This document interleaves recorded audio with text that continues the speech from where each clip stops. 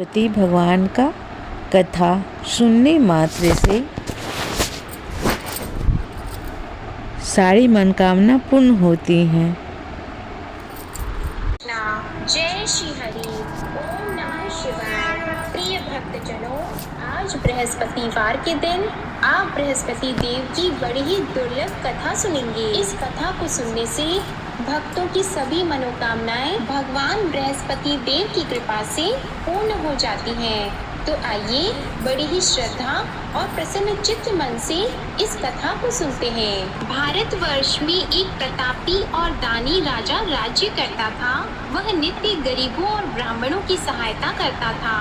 यह बात उसकी रानी को अच्छी नहीं लगती थी। वह न ही गरीबों को दान देती, न ही भगवान का पूजन करती थी और राजा को भी दान देने से मना किया करती थी। एक दिन राजा शिकार खेलने वन को गए हुए थे तो रानी महल में अकेली थी। उसी समय बृहस्पति देव साधु वेश में राजा के महल में भिक्षा लेने के लिए गए और भिक्षा मांगी तो रानी ने भिक्षा देने से इनकार कर दिया और कहा, हे साधु महाराज, मैं तो दान पुण्य से तंग आ गई हूँ। मेरा पति सारा धन लुटाते रहते हैं। मेरी इच्छा है कि हमारा धन नष्ट हो जाए, फिर न रहेगा बांस, न बचेगी बांसुरी। साधु ने कहा, देवी तुम तो बड़ी विचित्र हो। धन संतान तो सभी चाहते हैं, पुत्र और लक्ष्मी तो पापी के घर भी होने चाहिए। यदि तुम्हारे पास अधिक धन है तो भूखों को भोजन दो, प्यासों के लिए प्याऊ बनवाओ, मुसाफिरों के लिए धर्मशालाएं खुलवाओ। जो निर्धन अपनी कुंवारी कन्याओं का विवाह नहीं कर सकते, उनका विवाह करा दो। ऐसे और कई काम हैं जिनके करने से तुम्हारा यश लोक और परलोक में फैलेगा। परंतु रानी पर उपदेश का कोई प्रभाव नहीं पड़ा। वह बोली, महाराज, आप मुझे कुछ न समझाएं। मैं ऐसा धन नहीं चाहती जो हर जगह बांटती फिरूं। साधु ने उत्तर दिया, यदि तुम्हारी ऐसी इच्छा है तो तथास्तु। तुम ऐसा करना कि बृहस्पतिवार को घर लीपकर पीली मिट्टी से अपना सिर धोकर स्नान करना, भट्टी चढ़ाकर कपड़े धोना। ऐसा करने से आपका सारा धन नष्ट हो जाएगा। इतना कहकर वह साधु महाराज वहाँ से आलोक हो गए और साधु के अनुसार कही बातों को पूरा करते हुए रानी को केवल 3 बृहस्पतिवार ही बीते थे कि उसकी समस्त धन संपत्ति नष्ट हो गई। भोजन के लिए राजा का परिवार तरसने लगा। तब एक दिन राजा ने रानी से बोला कि हे रानी, तुम यहीं रहो, मैं दूसरे देश को जाता हूँ, क्योंकि यहाँ पर सभी लोग मुझे जानते हैं, इसलिए मैं कोई छोटा कार्य नहीं कर सकता। ऐसा कहकर राजा परदेश चला गया। वहाँ वह जंगल से लकड़ी काट कर लाता और शहर में बेचता था।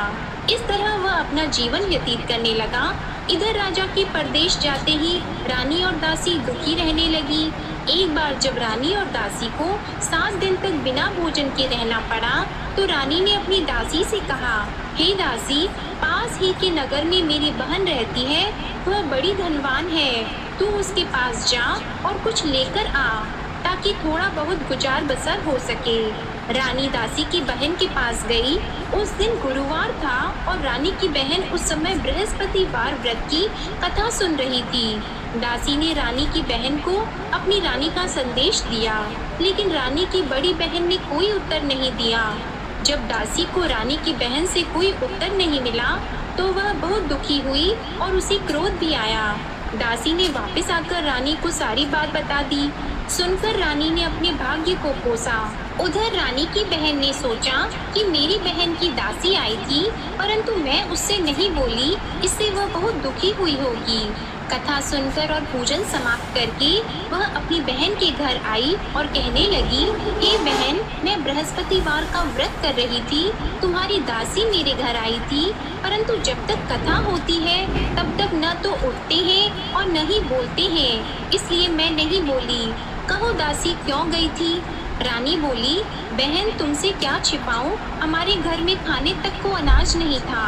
ऐसा कहते कहते रानी की आंखें भर आई। उसने दासी समेत पिछले 7 दिनों से भूखे रहने तक की बात अपनी बहन को विस्तार पूर्वक सुना दी। रानी की बहन बोली, देखो बहन, भगवान बृहस्पति सबकी मनोकामना को पूर्ण करते हैं। देखो, शायद तुम्हारे घर में अनाज रखा हो। पहले तो रानी को विश्वास नहीं हुआ, पर बहन के आग्रह करने पर उसने अपनी दासी को अंदर भेजा तो उसे सचमुच अनाज से भरा एक घड़ा मिल गया। यह देखकर दासी को बड़ी हैरानी हुई। दासी रानी से कहने लगी, हे रानी, जब हमको भोजन नहीं मिलता तो हम व्रत ही तो करते हैं, इसलिए क्यों न इनसे व्रत और कथा की विधि पूछ ली जाए ताकि हम भी व्रत कर सकें। तब रानी ने अपनी बहन से बृहस्पतिवार व्रत के बारे में पूछा। उसकी बहन ने बताया, बृहस्पतिवार के व्रत में चने की दाल और मुनक्का से विष्णु भगवान का केले की जड़ में पूजन करें तथा दीपक जलाएं, व्रत कथा सुने और पीला भोजन ही करें। इससे बृहस्पति देव प्रसन्न होते हैं। और व्रत और पूजन विधि बताकर रानी की बहन अपने घर को लौट गई। 7 दिन के बाद जब गुरुवार आया तो रानी और दासी ने व्रत रखा। घुड़साल में जाकर चना और गुड़ लेकर आई, फिर उससे केले की जड़ तथा विष्णु भगवान का पूजन किया। अब पीला भोजन कहाँ से आए, इस बात को लेकर दोनों बहुत दुखी थी। क्योंकि उन्होंने व्रत रखा था, इसलिए बृहस्पति देव उनसे प्रसन्न थे। इसलिए वे एक साधारण व्यक्ति का रूप धारण करके 2 थालों में सुंदर पीला भोजन दासी को दे गए। भोजन पाकर दासी बहुत प्रसन्न हुई और फिर रानी के साथ मिलकर भोजन ग्रहण किया। उसके बाद वे सभी गुरुवार को व्रत और पूजन करने लगी। बृहस्पति भगवान की कृपा से उनके पास फिर से धन संपत्ति आ गई, परंतु रानी फिर से पहले की तरह आलस्य करने लगी। तब दासी बोली, देखो रानी, तुम पहले भी इस प्रकार आलस्य करती थी, तुम्हें धन रखने में कष्ट होता था, इस कारण सभी धन नष्ट हो गया, और अब जब भगवान बृहस्पति की कृपा से धन मिला है तो तुम्हें फिर से आलस्य होता है। रानी को समझाते हुए दासी कहती है कि बड़ी मुसीबतों के बाद हमने यह धन पाया है, इसलिए हमें दान पुण्य करना चाहिए, भूखे मनुष्यों को भोजन कराना चाहिए और धन को शुभ कार्यों में खर्च करना चाहिए, जिससे तुम्हारे कुल का यश बढ़ेगा, स्वर्ग की प्राप्ति होगी और पितृ प्रसन्न होंगे। दासी की बात मानकर रानी अपना धन शुभ कार्यों में खर्च करने लगी, जिससे पूरे नगर में उसका यश फैलने लगा। उधर एक दिन राजा दुखी होकर जंगल में एक पेड़ के नीचे आसन जमाकर बैठ गया। वह अपनी दशा को याद करके व्याकुल होने लगा। बृहस्पतिवार का दिन था। एकाएक उसने देखा कि निर्जन वन में एक साधु प्रकट हुए। वह साधु वेश में स्वयं बृहस्पति देवता थे। लकड़हारे के सामने आकर बोले, हे लकड़हारे, इस सुनसान जंगल में तू इतना चिंता मग्न क्यों बैठा है? लकड़हारे ने दोनों हाथ जोड़कर प्रणाम किया और उत्तर दिया, महात्मा जी, आप सब कुछ जानते हैं, मैं क्या कहूँ। यह कहकर रोने लगा और साधु को अपनी आत्मकथा सुनाई। महात्मा जी ने कहा, तुम्हारी स्त्री ने बृहस्पतिवार के दिन बृहस्पति भगवान का निरादर किया है, जिसके कारण रुष्ट होकर उन्होंने तुम्हारी यह दशा कर दी। अब तुम चिंता को दूर करके मेरे कहने पर चलो तो तुम्हारे सब कष्ट दूर हो जाएंगे और भगवान पहले से भी अधिक संपत्ति देंगे। तुम बृहस्पति के दिन कथा किया करो, 2 पैसे के चने मुनक्का लाकर उसका प्रसाद बनाओ और शुद्ध जल से लोटे में शक्कर मिलाकर अमृत तैयार करो। कथा के पश्चात अपने सारे परिवार और सुनने वाले प्रेमियों में अमृत व प्रसाद को बांटकर खुद भी ग्रहण करो। ऐसा करने से भगवान तुम्हारी सब मनोकामनाएं पूरी करेंगे। साधु के ऐसे वचन सुनकर लकड़हारा बोला, हे प्रभु, मुझे लकड़ी बेचकर इतना पैसा नहीं मिलता जिससे भोजन के उपरांत कुछ बचा सकूं। मैंने रात्रि में अपनी स्त्री को व्याकुल देखा है, मेरे पास कुछ भी नहीं जिससे मैं उसकी खबर मंगा सकूं। और फिर मैं बृहस्पति देव की क्या कहानी सुनूं? मुझको तो कुछ भी मालूम नहीं है। साधु ने कहा, हे लकड़हारी, तुम किसी बात की चिंता मत करो। बृहस्पतिवार के दिन तुम रोजाना की तरह लकड़ियां लेकर शहर को जाओ। तुमको रोज से दुगुना धन प्राप्त होगा, जिससे तुम भली भांति भोजन कर लोगे और बृहस्पति देव की पूजा का सामान भी आ जाएगा। बृहस्पति देव की कथा इस प्रकार है, सुनो। प्राचीन काल में एक ब्राह्मण रहता था। वह बहुत निर्धन था। उसकी कोई संतान नहीं थी। उसकी स्त्री बहुत मलिनता के साथ रहती थी। वह स्नान नहीं करती, किसी देवता का पूजन नहीं करती। इससे ब्राह्मण देवता बड़े दुखी थे। बेचारे बहुत कुछ कहते थे, किंतु उसका कुछ परिणाम नहीं निकला। भगवान की कृपा से ब्राह्मण की स्त्री के कन्या रूपी रत्न पैदा हुआ। कन्या बड़ी होने पर प्रातः स्नान करके विष्णु भगवान का जाप और बृहस्पतिवार का व्रत करने लगी। अपने पूजन पाठ को समाप्त करके विद्यालय जाती तो अपनी मुट्ठी में जौ भर के ले जाती और पाठशाला के मार्ग में डालती जाती। तब ये जौ स्वर्ण के हो जाते तो लौटते समय उनको बीन कर घर ले आती। एक दिन वह बालिका सूप में उस सोने की जौ को फटक कर साफ कर रही थी कि उसके पिता ने देख लिया और कहा, हे बेटी, सोने की जौ के लिए सोने का सूप होना चाहिए। दूसरे दिन बृहस्पतिवार था। इस कन्या ने व्रत रखा और बृहस्पति देव से प्रार्थना करके कहा, मैंने आपकी पूजा सच्चे मन से की है तो मेरे लिए सोने का सूप दे दो। बृहस्पति देव ने उसकी प्रार्थना स्वीकार कर ली। रोजाना की तरह वह कन्या जौ फैलाती हुई जाने लगी। जब लौटकर जौ बीन रही थी तो बृहस्पति देव की कृपा से सोने का सूप मिला। उसे वह घर ले आई और उसमें जौ साफ करने लगी, परंतु उसकी माँ का वही ढंग रहा। एक दिन की बात है कि वह कन्या सोने के सूप में जौ साफ कर रही थी। उस समय उस शहर का राजपुत्र वहां से होकर निकला। इस कन्या के रूप और कार्य को देखकर मोहित हो गया और अपने घर आकर भोजन और जल त्याग कर उदास होकर लेट गया। राजा को इस बात का पता लगा तो अपने प्रधानमंत्री के साथ उसके पास गए और बोले, हे बेटा, तुम्हें किस बात का कष्ट है? किसी ने तुम्हारा अपमान किया है अथवा और कोई कारण हो सो कहो, मैं वही कार्य करूँगा जिससे तुम्हें प्रसन्नता हो। अपने पिता की राजकुमार ने बातें सुनी तो वह बोला, मुझे आपकी कृपा से किसी बात का दुख नहीं है। किसी ने मेरा अपमान नहीं किया है, परंतु मैं उस लड़की से विवाह करना चाहता हूँ जो सोने के सूप में जौ साफ कर रही थी। यह सुनकर राजा आश्चर्य में पड़ गया और बोला, हे बेटा, इस तरह की कन्या का पता तुम ही लगाओ, मैं उसके साथ तेरा विवाह अवश्य ही करवा दूंगा। राजकुमार ने उस लड़की के घर का पता बताया। तब मंत्री उस लड़की के घर गए और ब्राह्मण देवता को सभी हाल बताया। ब्राह्मण देवता राजकुमार के साथ अपनी कन्या का विवाह करने के लिए तैयार हो गए तथा विधि विधान के अनुसार ब्राह्मण की कन्या का विवाह राजकुमार के साथ हो गया। कन्या के घर से जाते ही पहले की भांति उस ब्राह्मण देवता के घर में गरीबी का निवास हो गया। अब भोजन के लिए भी अन्न बड़ी मुश्किल से मिलता था। एक दिन दुखी होकर ब्राह्मण देवता अपनी पुत्री के पास गए। बेटी ने पिता की दुखी अवस्था को देखा और अपनी माँ का हाल पूछा। तब ब्राह्मण ने भी सभी हाल कहा। कन्या ने बहुत सा धन देकर अपने पिता को विदा कर दिया। इस तरह ब्राह्मण का कुछ समय सुखपूर्वक व्यतीत हुआ। कुछ दिन के बाद फिर वही हाल हो गया। ब्राह्मण फिर अपनी कन्या के यहाँ गया और सारा हाल कहा तो लड़की बोली, हे पिताजी, आप माताजी को यहाँ ले आओ, मैं उन्हें विधि बता दूंगी जिससे उनकी गरीबी दूर हो जाए। वह ब्राह्मण देवता अपनी स्त्री को साथ लेकर पहुँचे तो अपनी माँ को समझाने लगी कि हे माँ, तुम प्रातः काल प्रथम स्नान आदि करके विष्णु भगवान का पूजन करो तो सब दरिद्रता दूर हो जाएगी। परंतु उसकी माँ ने एक भी बात नहीं मानी और प्रातः काल उठकर अपनी पुत्री के बच्चों की झूठन को खा लिया। इससे उसकी पुत्री को भी बहुत गुस्सा आया। उसने एक रात को एक कोठरी से सारा सामान निकाल दिया और अपनी माँ को उसमें बंद कर दिया। प्रातः उसमें से उसे निकाला तो स्नान आदि करा के पूजा पाठ करवाया तो उसकी माँ की बुद्धि ठीक हो गई।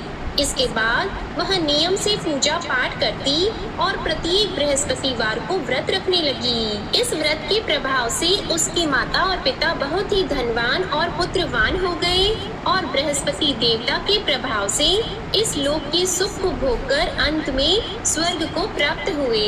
इस तरह कहानी कहकर साधु देवता वहाँ से अंतर्ध्यान हो गए। धीरे धीरे समय व्यतीत होने पर फिर वही बृहस्पतिवार का दिन आया।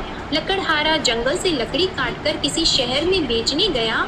उसे उस दिन और दिन से अधिक पैसा मिला। राजा ने चना गुड़ आदि लाकर गुरुवार का व्रत किया।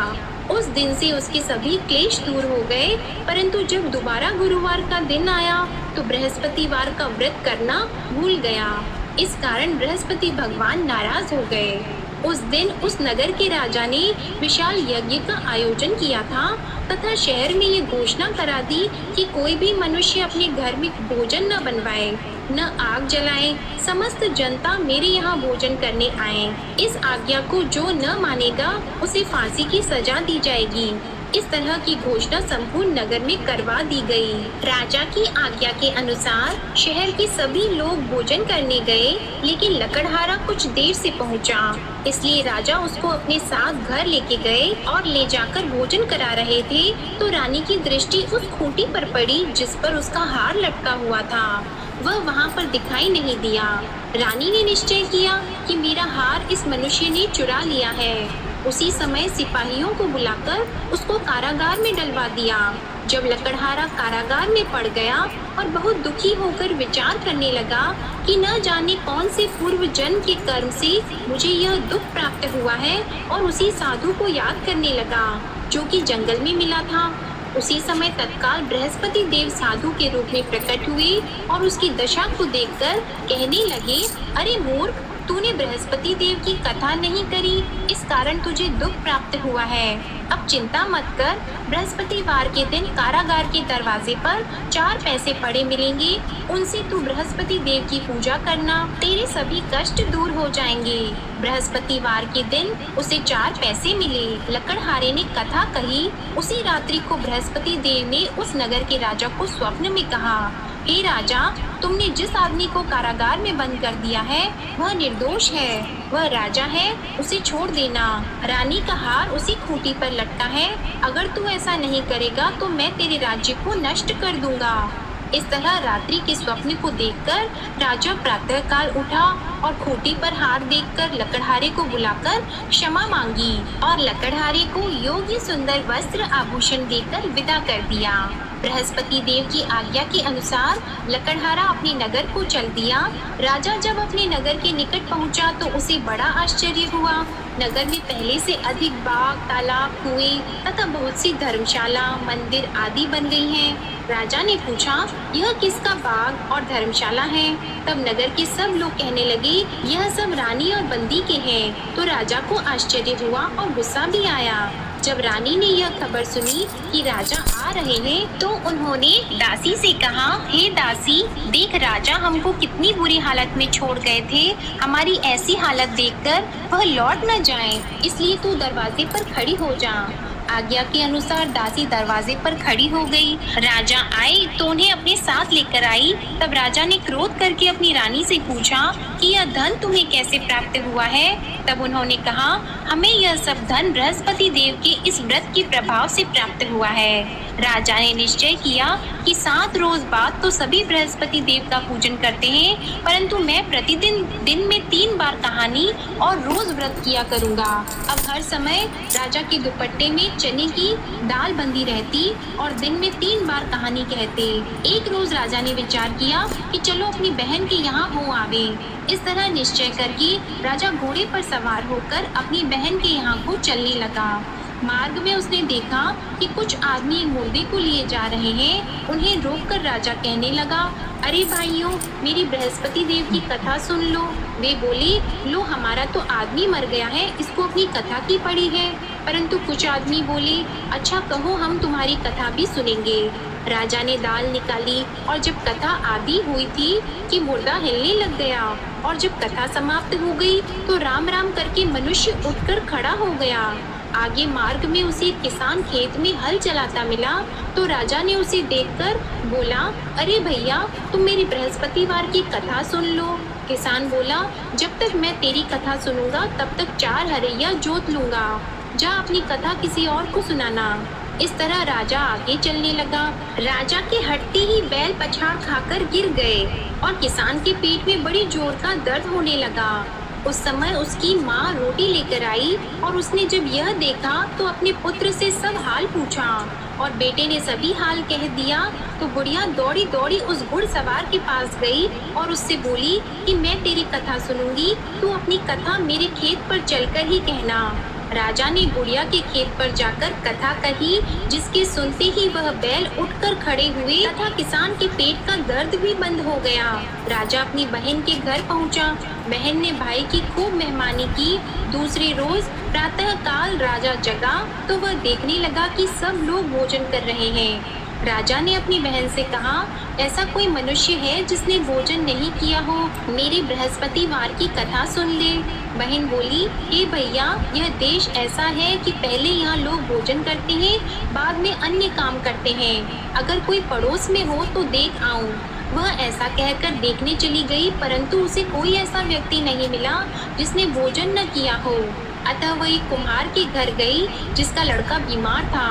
उसे मालूम हुआ कि उनके यहाँ 3 रोज से किसी ने भोजन नहीं किया है। रानी ने अपने भाई की कथा सुनने के लिए कुम्हार से कहा। वह तैयार हो गया। राजा ने जाकर बृहस्पतिवार की कथा कही, जिसको सुनकर उसका लड़का ठीक हो गया। अब तो राजा की प्रशंसा होने लगी। एक रोज राजा ने अपनी बहन से कहा कि हे बहन, हम अपने घर को जाएंगे, तुम भी तैयार हो जाओ।